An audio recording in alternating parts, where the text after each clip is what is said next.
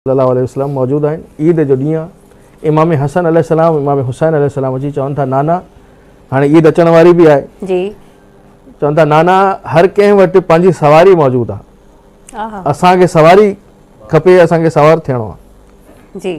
त पाण फरमायो मस्जिद में त अचो मुंहिंजे कुल्हे ते वियो, मां तव्हांजी सवारी आहियां। सुभान अल्लाह। हिकिड़े पुट खे इमाम हसन मुश्तबा खे सॼे कुल्हे ते, इमाम हुसैन खे खबे कुल्हे ते विहारे हलणु लॻा। मस्जिद खां ॿाहिरि निकिता आहिनि सवारी ते सवार थी करे। उन्हनि चयो नाना ॿियनि जी सवारियुनि वटि मुहार बि आहे, लगाम बि आहे, असांजी सवारी वटि फरमाए मुंहिंजी ज़ुल्फ़ूं आहिनि, इन्हनि खे हथ में अल्लाहु अकबर। हाणे हलणु लॻा। जीअं जो निकिता आहिनि त हज़रत अबू बकर सिद्दीक़ ॾिसी चवनि था त निअमल मरकब, केॾी त सुहिणी सवारी आहे। नबी अकरम पाण सवारी थी आहिनि, हसन मुश्तबा इमाम हुसैन अलैहिस्सलाम हे सवार आहिनि।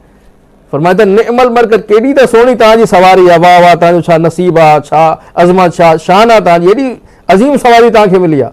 पाण सॻोरे सल्लल्लाहु अलैहि वसल्लम फरमायो निअमल राकिब, ही बि त ॾिसो त सवार केॾा ख़ूबसूरत आहिनि, केॾी अज़मत वारा, केॾी शान वारा सवार आहिनि। त जंहिंजे लाइ नबी अकरम सल्लल्लाहु अलैहि वसल्लम पाण सवारी बणिजी वञनि, उनखे हसन मुश्तबा चयो आहे। सुभान अल्लाह। अज़मत ऐं इल्म जो आलम इहो आहे हसन मुश्तबा जो इल्म।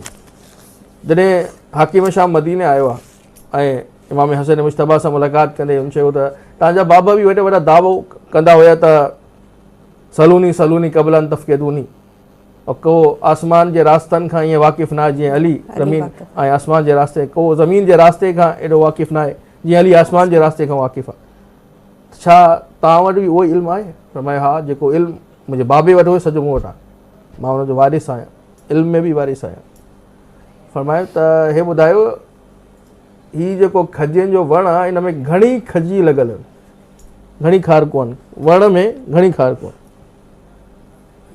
इमाम जे पोयां खजीअ जो वणु हुयो। जी जी।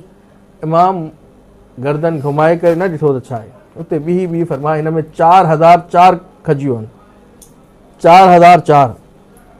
हे दावो इमाम जो अची वियो साम्हूं। हुन चयो ठीकु आहे, तव्हां चयो 4004। ख़ादिम खे नौकर खे हुकुम ॾिनो त घणो हिनखे घणी आहिनि।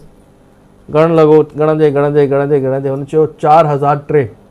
अच्छा, हेॾो क़रीब अची वियो अदद त 4003 बि सही आहे। इमाम जन फरमायो न, इनखे चयो खजी पाण ॿाहिरि कढे थो या मां हुकुम ॾियां खजी पाण ॿाहिरि अचे। अल्लाहु अकबर, पाण ॿाहिरि अचे, पाण ॿाहिरि अचे। सुभान अल्लाह। इख्तियार जी जी। ये नबी अकरम सल्लल्लाहु अलैहि वसल्लम जे हथनि ते पत्थर कलमो पढ़ियो आहे। को तसव्वुर करे सघे थो? पत्थर बि कलमो पढ़ंदो आहे।